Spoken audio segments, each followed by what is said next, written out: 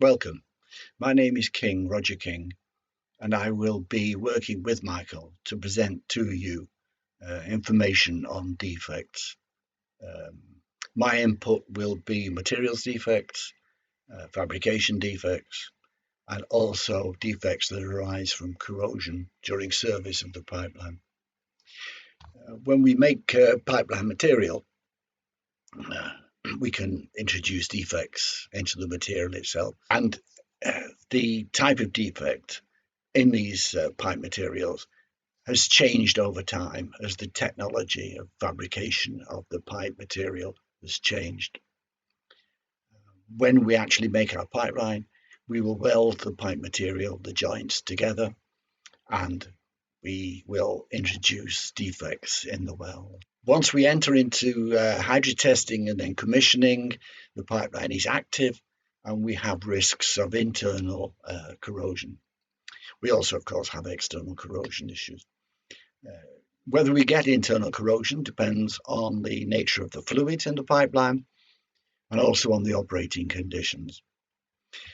If corrosion becomes an issue for us, then we can reduce the significance of the impact of internal corrosion by perhaps a change in operating conditions, very often not possible, or we can ameliorate or reduce the corrosion by the addition of specialty chemicals.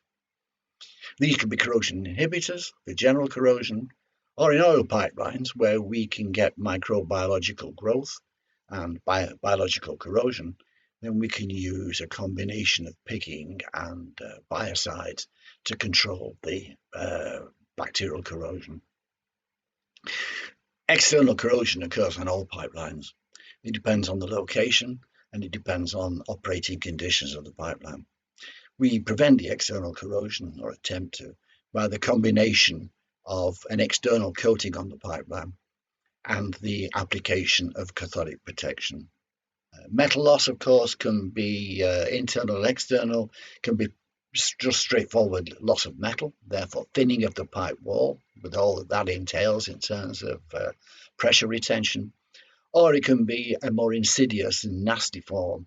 And that is where the combination of stress and the corrosive environment result in cracking of the pipeline material.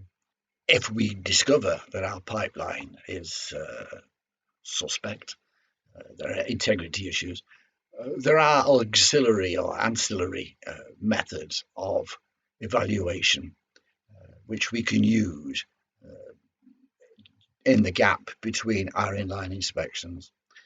For internal corrosion, this might be external inspection using ultrasonics, or it can be some form of corrosion monitoring or fluid monitoring.